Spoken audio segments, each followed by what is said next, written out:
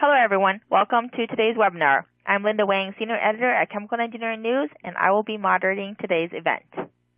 This webinar is titled Quickly Screen Peptides, Proteins, and Nanoparticles for Size and Aggregation Using Advanced Methods, and is being sponsored by Wyatt Technology. CNN works with sponsors to identify topics of interest and value to CNN's audience, and consistent with CNN's mission to provide news and analysis of the chemistry enterprise in a timely, accurate, and balanced fashion. During the webinar, you can adjust the size of the slides on your screen by grabbing the lower right corner with your mouse. If you need technical assistance, please look at the Help widget at the bottom of the screen or type your query into the Q&A box. If you are disconnected during the webcast, please log in again according to the instructions you received earlier. You are encouraged to contribute to the success of this webinar by asking questions at any time during the presentation through the Q&A box on your screen. The questions will be answered at the end of the presentation, and as your moderator, I will be posing as many as time permits. Please note that CNN does not endorse any company, products, or services that may be mentioned in the webinars, and that each webinar will be archived at CNN Online after the live webcast. The presentation today is being sponsored by Wyatt Technology, a leading manufacturer of high-precision instruments for chemical analysis. The company offers a complete line of analytical laboratory and process systems for titration, ion chromatography, spectroscopy, and electrochemistry. During the presentation, we will hear from Dr. Mark Spears, Application Scientist at Wyatt Technology. Mark earned his PhD in Analytical Chemistry at Georgia Tech in 2014. He used Wyatt instrumentation all through graduate school and joined Wyatt Technology shortly after completing his degree. Mark now lives in Durham, North Carolina, and is responsible for sales, support, and instrument installations in the southeastern United States. I will now hand the presentation over to Mark. Thank you, Linda. I want to say thanks to CNN for hosting today's webinar, and thank you for tuning in. As mentioned, I'm an application scientist at Wyatt Technology, and it's my privilege to speak with you today about the capabilities of high-throughput dynamic and static light scattering and how we can apply these tools to better quickly screen peptides, proteins, and nanoparticles. For those of us involved in research and development efforts for protein and nanoparticle therapeutics, we really have a lot to think about. There are several stages in the R&D lifecycle. For instance, early on in the process, we care about screening lots of samples quickly and quickly funneling down to the most promising candidates.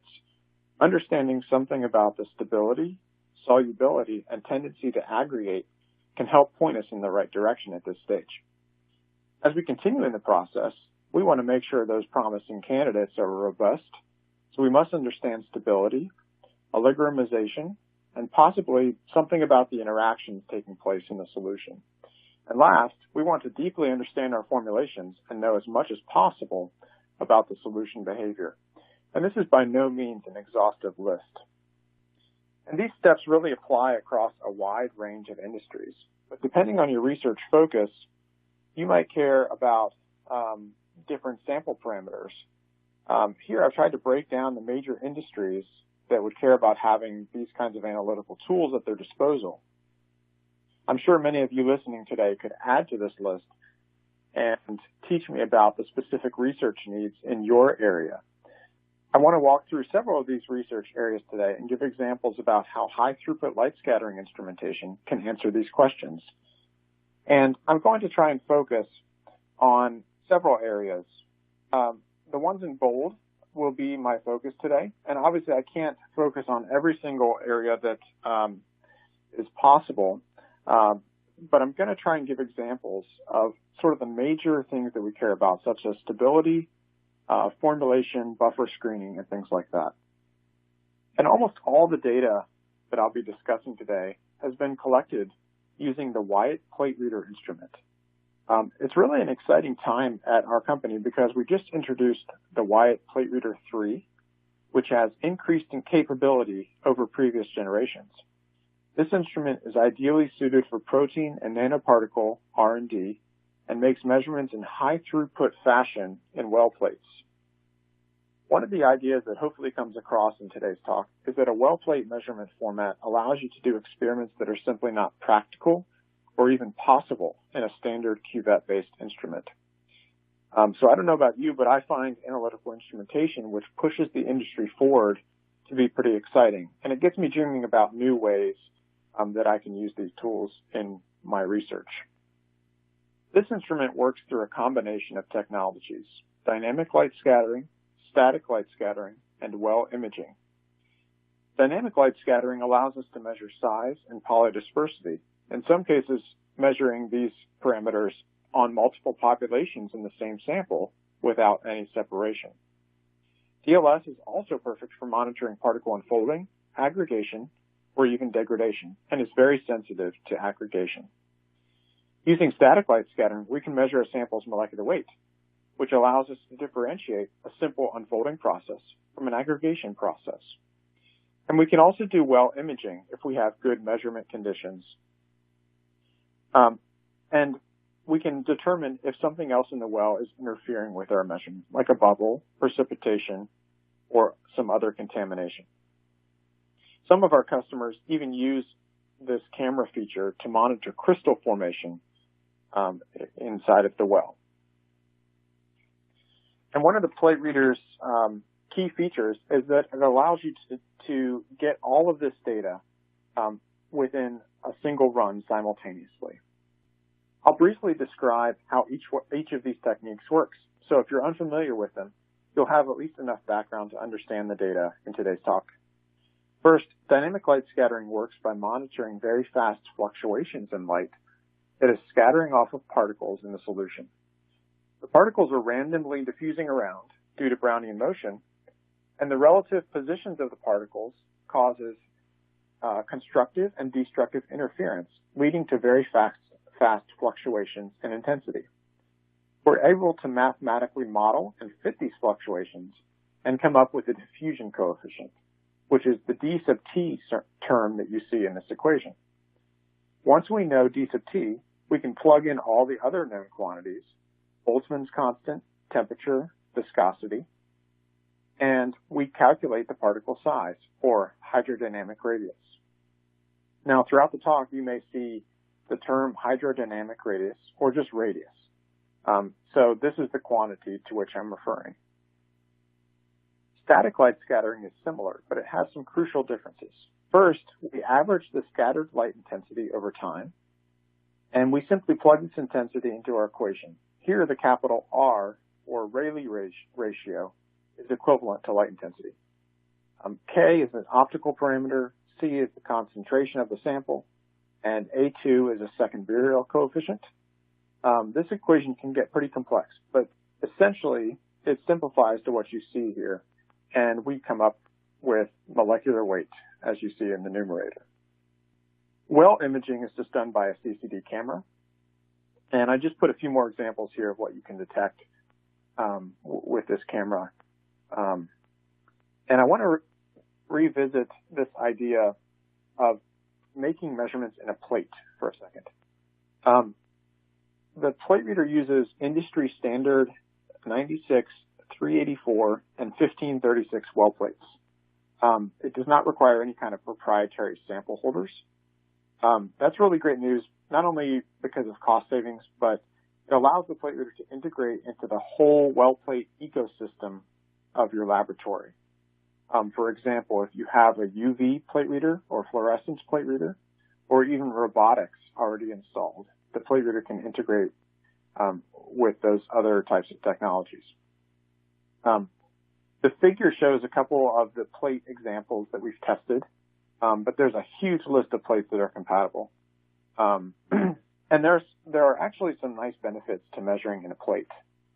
You don't perturb the sample, and also because you have so many sample holders available to you, you can do things easily in triplicate or even greater quantities. You can also measure directly in the plate without having to transfer to any other sample cells. And it allows easy automation. So you can measure multiple samples using a temperature ramp or something like that, press go, and walk away. And then lastly, we can view our results at a glance. We are able to filter the results based on radius or some other parameter and easily identify good candidates and bad candidates. The software leads you through experiment setup, allowing selection of the type of experiment, usually a constant temperature or a temperature ramp of some kind. And then you select the wells that you want and make sure the analysis parameters are correct. And when you press go, all of the hard work is done for you by the software. So you're able to obtain information about size, polydispersity, stability, aggregation, and even viscosity in a high throughput fashion. Essentially how this works, the well plate is held stationary in the instrument, and then the read head moves around underneath and detects backscattered photons. There's actually a special detector in this instrument which allows both DLS and SLS signals to be processed using a single APD. The camera is also mounted on the read head, which moves around under the plate. Okay, so let's jump into some actual data. First and foremost, DLS is useful for measuring size and polydispersity. Here are two different antibodies measured before lyophilization. The average is the apex of each peak, and the width of each peak is the polydispersity. They're both about 6 nanometers, which is what we expect for an antibody. Notice that we're plotting size versus intensity. And the reason we do that is because intensity is the parameter directly measured by the instrument. But we can also convert this to percent mass or percent number quite easily. Those same antibodies were lyophilized and then resuspended and measured again with DLS. Clearly, there are now some aggregates in both samples and even a couple different peaks for one of the samples. So lyophilization has a very negative effect on these samples and causes some gross aggregation. Here we're looking at the same data, except now we're plotting versus percent mass, and you can see that the aggregate peaks have shrunk to almost nothing. By mass, they are a very insignificant part of this sample. But one of the strengths of dynamic light scattering is that it quite easily picks up on something that is only a very tiny fraction of the sample by mass. The table of results is below. So as we said, before lyophilization, both antibodies are about 6 nanometers. But after resuspension, their average size increases, and there's a corresponding large increase in the polydispersity. We can also break these results down into what we call ranges, which allows us to analyze just the primary antibody peak by itself. Here we've called that range 1. And you can see the size goes back down to about what we expect for an antibody. And the percent mass for the primary antibody peak is very close to 100% for both samples. So DLS, again, is a perfect tool for detecting aggregation, even though the aggregates may only be 1 to 2% of the overall sample mass.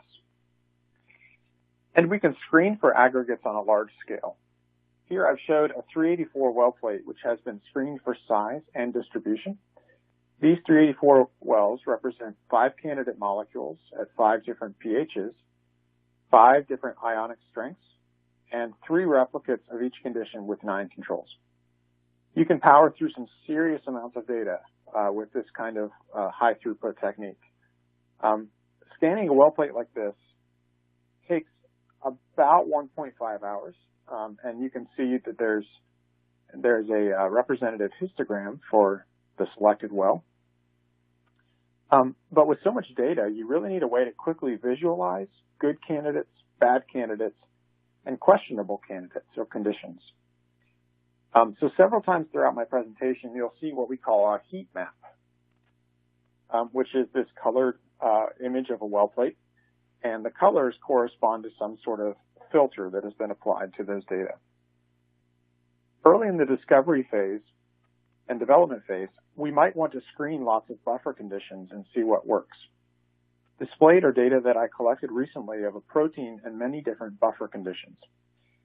Turns out you can actually buy kits with all of these pre-made buffers already in a well plate format. And that's perfect because then it's super simple to add protein and you're off to the races with your experiments. I know that Jenna Bioscience has some kits available. I know that there are several other companies with similar type kits that can be tuned a little bit to the specific sample that you're working with. Of course, you can always use a library of homemade formulations and buffers. It's just a lot more work. So in this case, I used the heat map to go from 96 candidates to 17 viable candidates in a matter of a few seconds. And then I took those 17, and the data are not showed here, but I took those 17 and filtered down to about 7 based on some other parameters, and then was able to carry forward other experiments based on those 7 stable conditions. And this whole screening process took about 45 minutes to complete. The previous slide showed a heat map based only on radius, but of course, we can prepare heat maps based on molar mass as well. Here I'm showing a heat map for radius and molar mass side by side. It's for 2 antibody samples prepared in a concentration series with 10 points. And then within each concentration series are a number of different conditions.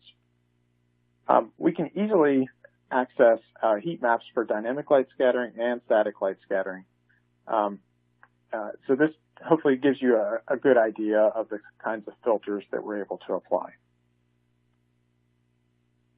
Now, so far I've only shown protein data, but it's also possible to screen nanoparticle formulations in a similar way. To illustrate, what I'd like to do is walk through a publication by one of our customers recently at the FDA.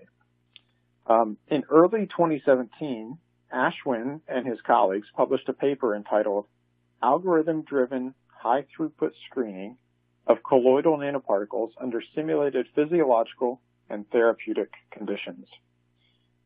So the next few slides are taken directly from this work, and I wanted to highlight it because I think it's some really nice and important work in the field. The authors really point out 2 important motivating factors for this work.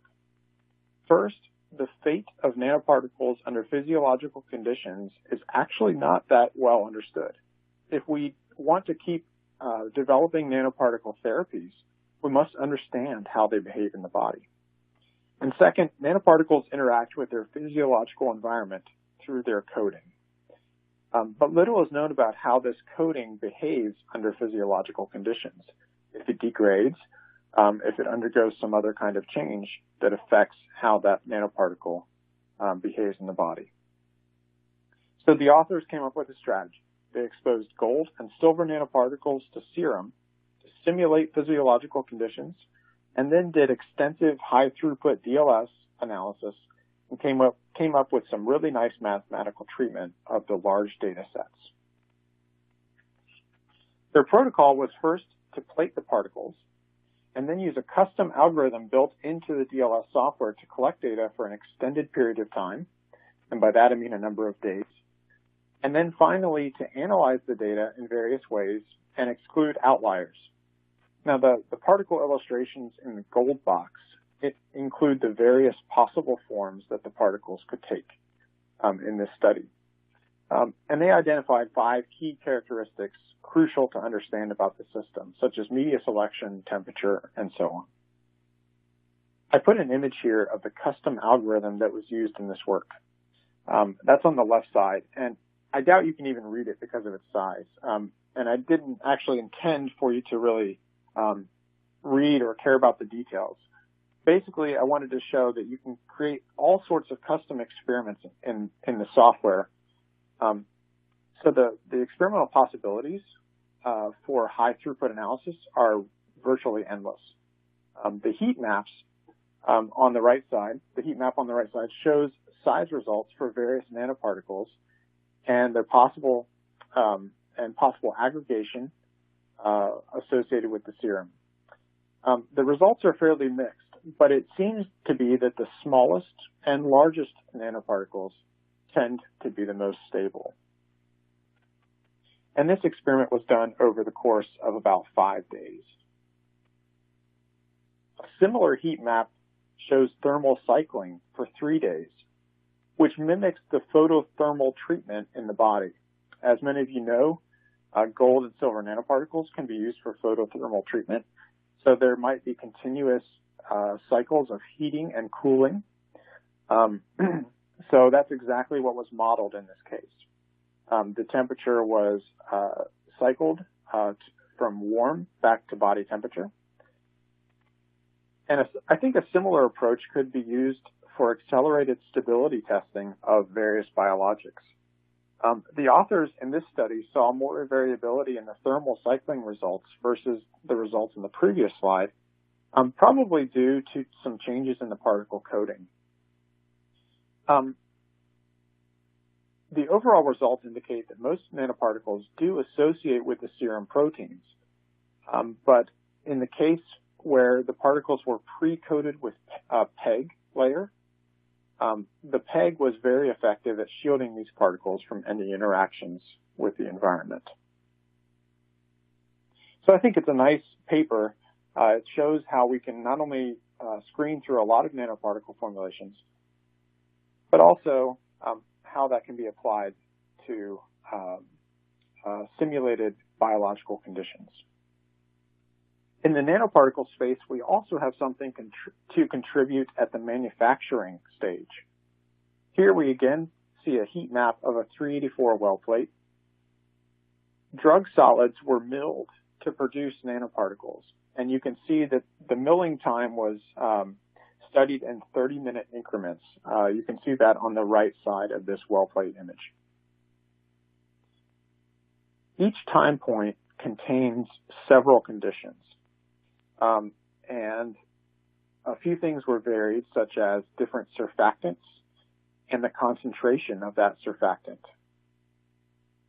The heat map in this case was filtered by the D50 size of the nanoparticle. The legend goes from 100 to 400 nanometers, ranging from yellow to bluish green, and anything outside of that range is black. So with that in mind, you can clearly see that the shorter milling times result in particles that have an undesired size. So most likely with a shorter milling time, you get really large particles that are outside of the range, the specified range for this particular product. I like this example because it illustrates not only nanoparticle sizing, but it also shows how the plate reader can help dial in the manufacturing conditions. One of the most important applications of dynamic and static light scattering measurement in protein discovery and formulation is thermal stability. As the temperature is increased, a protein will unfold. Of course, we call this denaturation. And the higher the temperature of unfolding, the more stable the protein is said to be.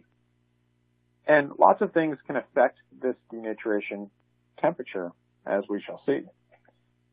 There are three major concepts in thermal stability. So I want to make sure we're speaking the same language before moving on to other slides.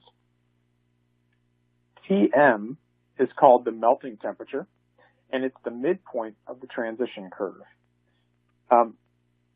There are actually three techniques that can give you Tm, including DSC, differential scanning calorimetry, DSF, differential scanning fluorescence, and DLS, dynamic light scattering. Each has advantages and disadvantages depending on the particular situation. So if you're interested in learning more about that, contact me at a later time, and I would love to chat with you. Dynamic light scattering works great for measuring Tm if the protein does not aggregate immediately upon unfolding. T onset is the onset temperature of unfolding, measured by DSC, DSF, or DLS. And T-ag is the onset of aggregation for the sample. T-onset is measured, as I say, by the same three techniques, but T-ag is measured by SLS, static light scattering, and turbidity.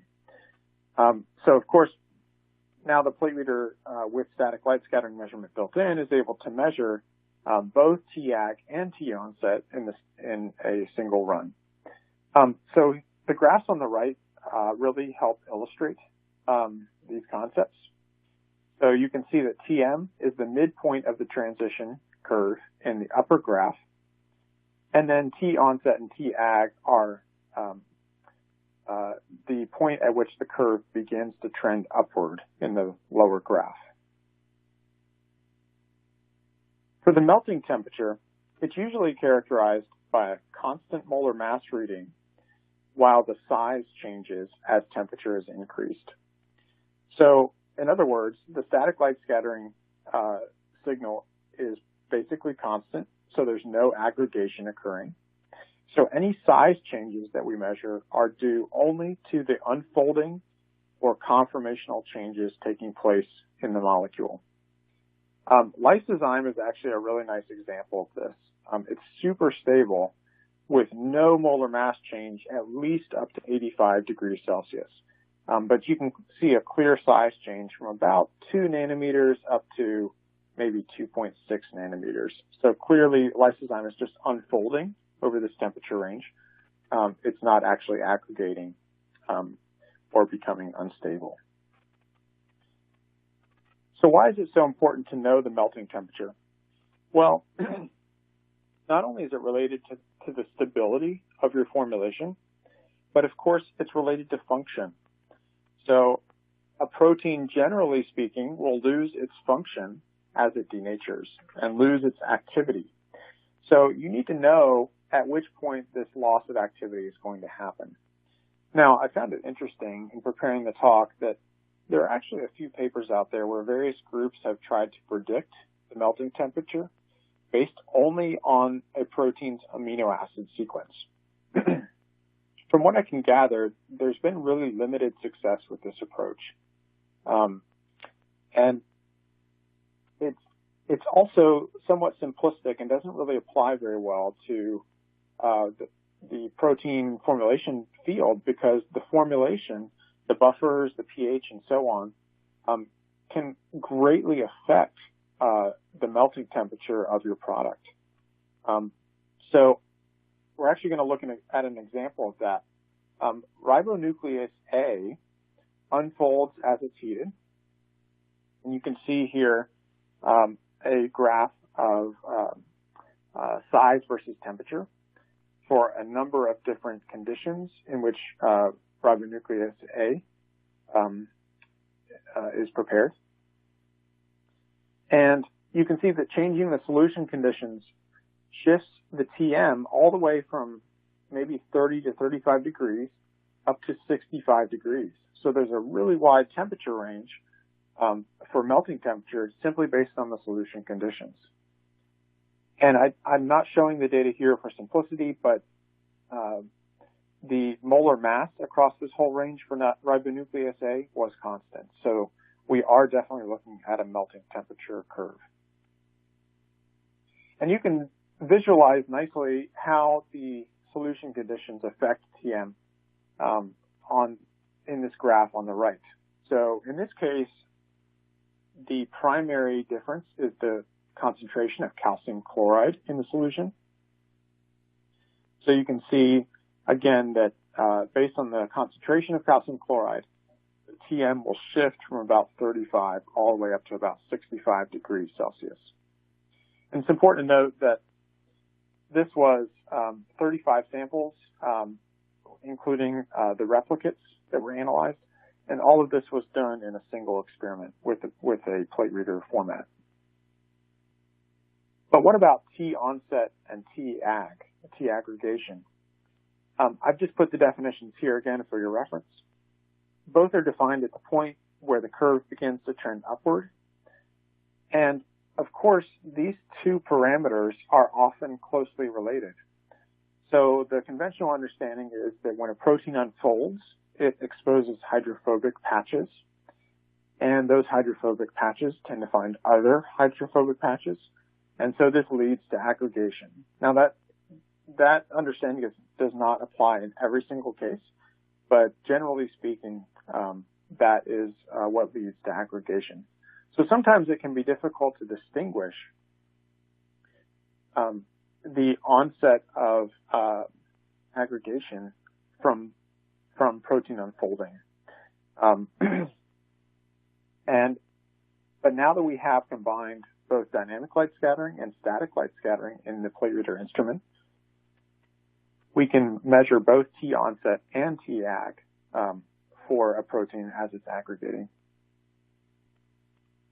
We can plot both molar mass and radius on the same graph like this.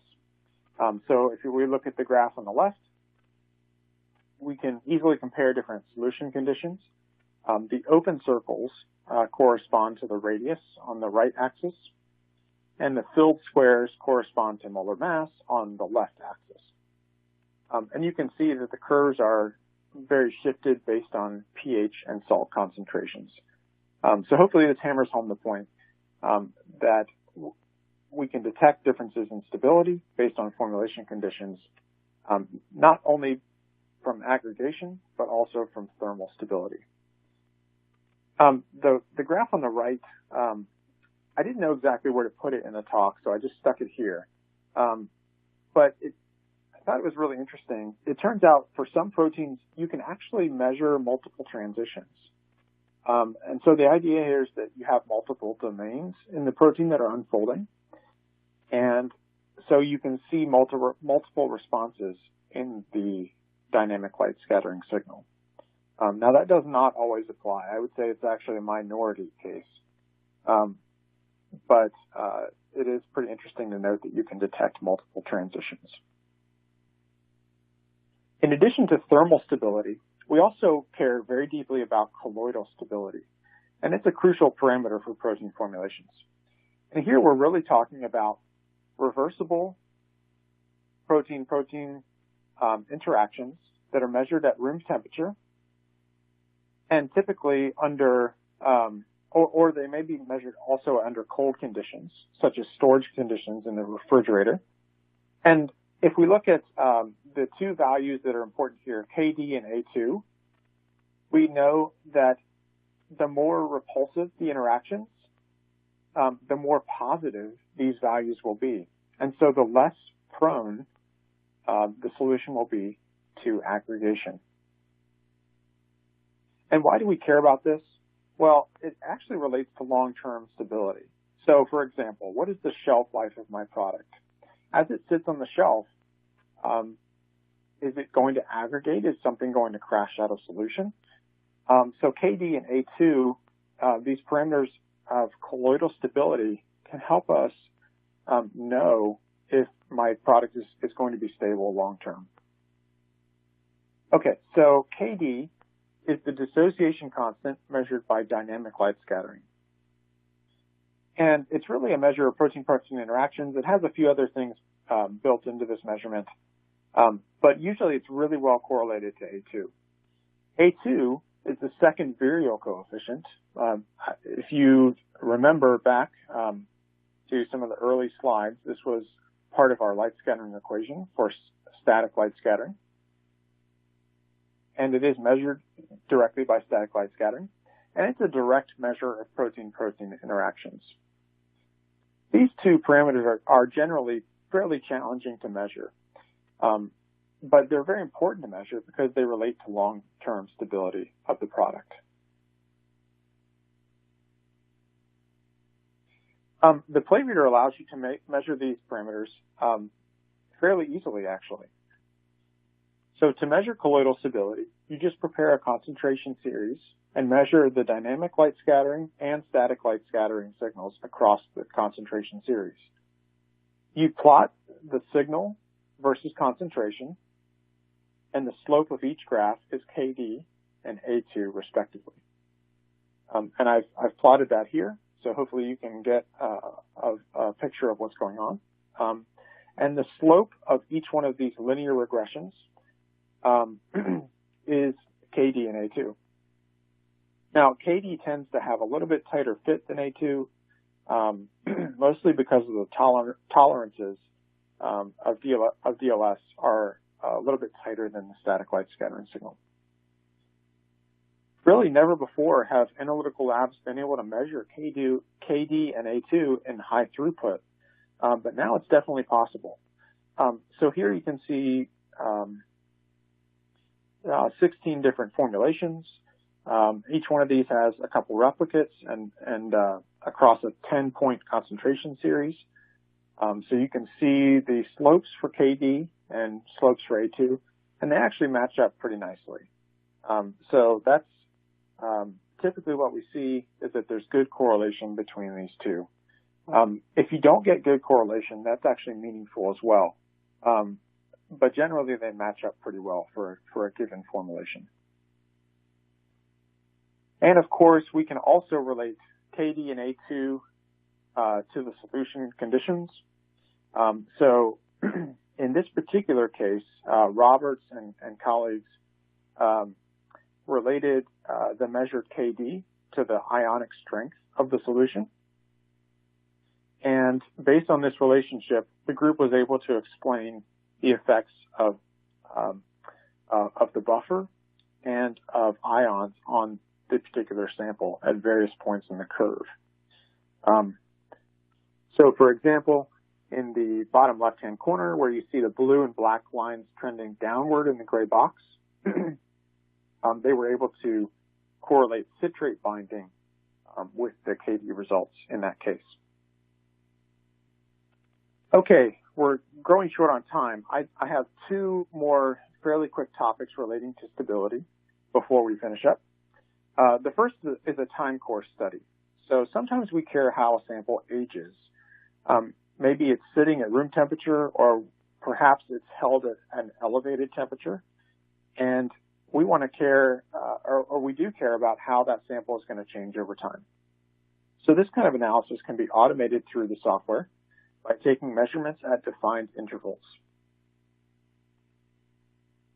To illustrate this kind of analysis, we used a NIST antibody standard and followed its stability over about 30 hours while it was held at 40 degrees Celsius. In the graph on the right, the circles represent molar mass, while the triangles correspond to radius. And it's really incredible. The stability of this antibody is outstanding.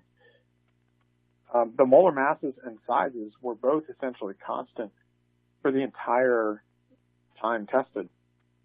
But of course, in the real world, many samples do not have this kind of rock-solid stability. So some samples crash out of solution, they gel over time, they do all kinds of other bad and interesting things. So it's important to know how your sample ages.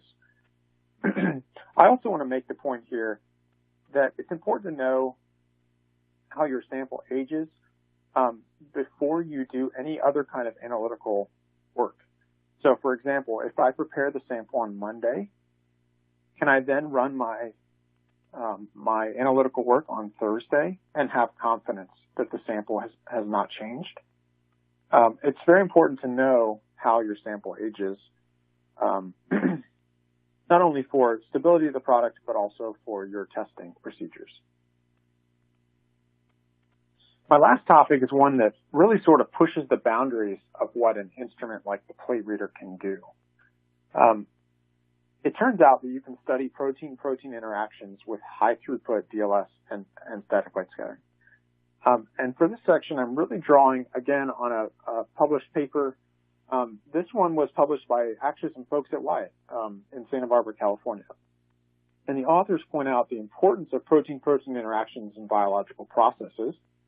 And they argue that current analytical tools for studying these interactions are not really high throughput, and they also require large amounts of sample, making them impractical in many cases. Using the plate reader, they were able to achieve good results with an order of magnitude less sample than these other techniques that are listed. Here's an example of a 1536 well plate in which concentration gradients were prepared for each of the pure proteins. And then at the bottom, a concentration gradient for a mixture of protein A and protein B. In this particular study, the molar fraction of A and B was changed across the concentration series to look at the protein-protein interactions. And the authors came up with a theoretical framework to understand these data. So first off, if there's no binding between A and B, then the measured radius will not change and will match the expected value from the known mixture of A and B. However, if, let's say, A and B associate, the average radius will increase more than the expected value as they associate together and the instrument is measuring a larger size. The authors also postulated that they can say something about stoichiometry. In the limiting case of perfect one-to-one binding, the mole fraction will be exactly 0.5. We could also have the cases of 1-to-2 or 2-to-1 binding, and the mole fraction would be less than or greater than 0.5, respectively. So to illustrate that, the graph at the right gives an example for one-to-one binding. The x-axis is mole fraction, and the y-axis is average radius. If no interaction was taking place, the curve would follow the dotted line. But clearly, there's an increase in the average radius for both of the temperatures studied.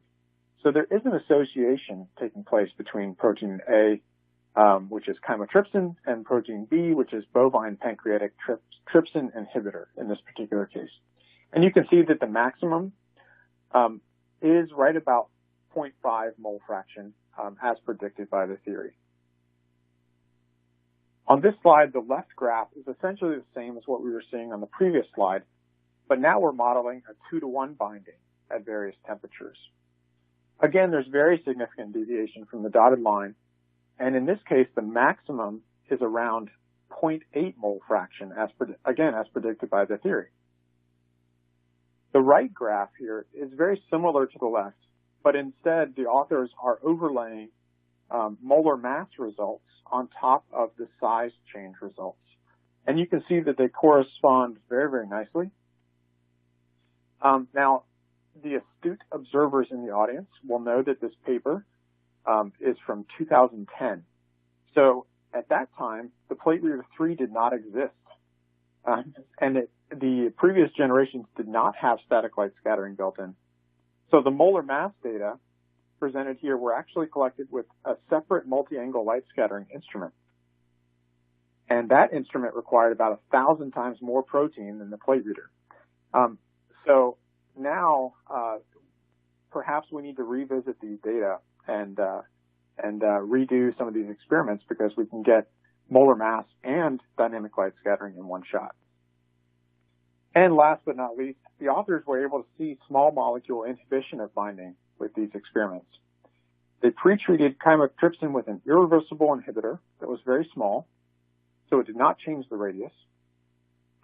Uninhibited, you get the black curve, but with inhibition, you get the blue curve, which maps onto the no binding dotted line from the earlier slide. Clearly, the binding has been completely inhibited in this case. And, I really think that there are other classes of materials which could benefit from this kind of analysis. Okay, so let's summarize what we've covered today.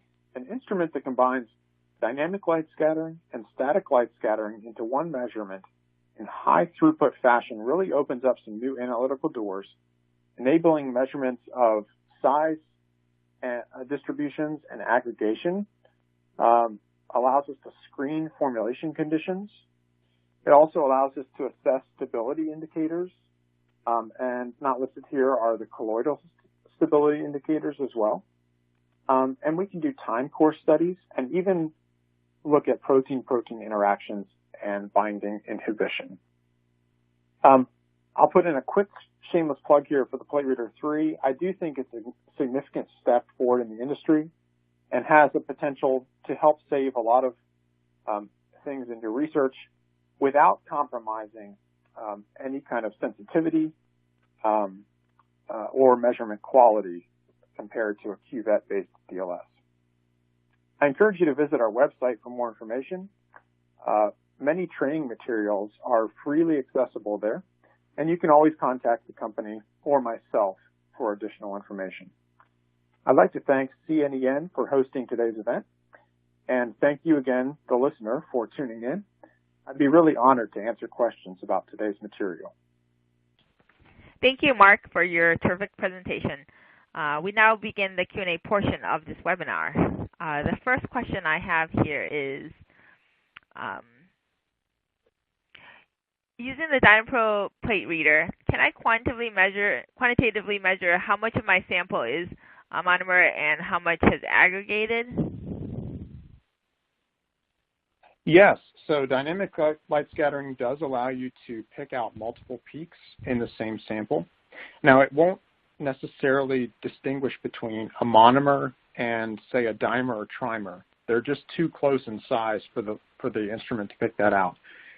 But if your aggregate is much larger than the sample the primary sample, then the plate reader and the software allows you to separate or rather pick out those multiple peaks, and then you can convert the intensity that is measured for each peak into a percent mass.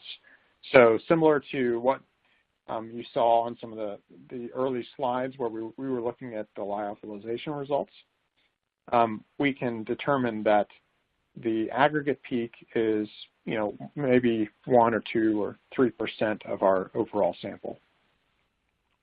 Okay, thank you. Another question is, since the DLS Plate Reader has static light scattering, can this be used as a replacement for SEC models?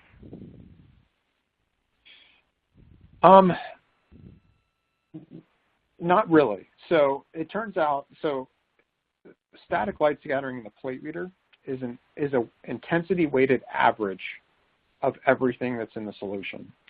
So if you have a situation where you have a sample and maybe some aggregates or smaller contaminants present, it's going to be an average of everything that is in your solution. That's also true if you have monomer and dimer and trimer. In SEC mols, we're running things through a column and then detecting the pure fractionated species. So I would recommend that if you want to pick up a oligomerization and really fractionate your species well, then the plate reader is not a direct replacement for SEC mols. And in fact, many folks will run their sample through the plate reader and determine or predetermine if there's aggregation or it's a good condition that they can then go ahead and run on their chromatography system as well. Okay, what is the low size limitation of the instrument? We define it as 0.5 nanometers radius. So, so one nanometer diameter is the lower limit of the plate reader for size. Okay. Can we measure aggregation of a peptide in plasma or whole blood? It may be possible. So I know those samples are quite complex. There are lots of things going on in those samples. So as long as we were able to distinguish the size from everything else that's in that complex sample, we could measure aggregation. It might be difficult simply because of the complexity of the sample, but that's something that we could look at on an individual basis. Okay. How sensitive is the DLS technique to small interferences from contamination like specks of dust or hair? It's quite sensitive to those. So, if you get a piece of dust or something like that, that piece of dust probably will float around inside of the well.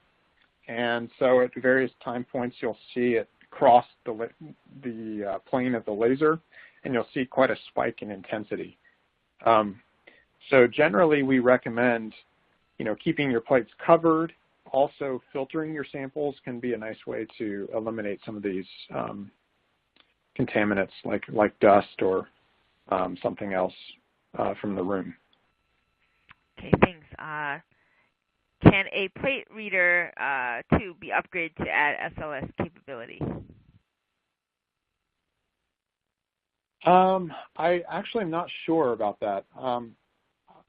I'll check on that and answer in the document later on.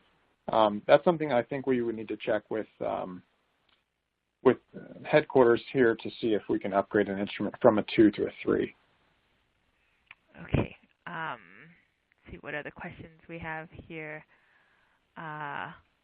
What is the volume requirement to get good DLS and SLS results? Is this affected by your choice of well plate? It's absolutely affected by your choice of well plate. So I mentioned that this instrument is compatible with 96, 384, and 1536 well plates. And each one of those has a very different volume requirement. And the volume requirement also varies based on manufacturer. So typically for a 96 well plate, you're in the neighborhood of 100 microliters. For a 384 well plate, you're around 20 to 50 microliters. And for a 1536 well plate, it's quite painful to pipette by hand, but you can get down to about 4 microliter sample volume requirement. You can do, it sounds like a very small amount, but you can actually do very nice dynamic and static light scattering results on a very low volume like that. And I will make the point here too that when you get to such low volumes, evaporation becomes an issue. So this instrument actually allows you to seal off the plate with like a sticky tape, a clear optical tape, and then you can prevent evaporation. And it also has some features built in to prevent any condensation on top of that tape, which would interfere with your results. Okay. Usually we calibrate all-static light scattering with toluene, but we cannot use toluene in plastic plates. How is SLS calibrated in plates? Yeah, that's a great question. So of course, we're working with well plates that are plastic. So we, as the question pointed out, we cannot put toluene in there because we just end up with a mess inside of our instrument. So the way that we calibrate well plates is we actually use a series of dextran standards. And so you prepare a known concentration series, and then you measure the intensity of light coming from that, along with, you put in the known molecular weight for that. So for instance, when we send out a brand new instrument, it comes with the dextran. It also comes with a certificate of analysis for the dextran. So you put in the known molecular weight and correlate that to the intensity of light that you're seeing. The other thing that we do is we subtract the solvent background, of course.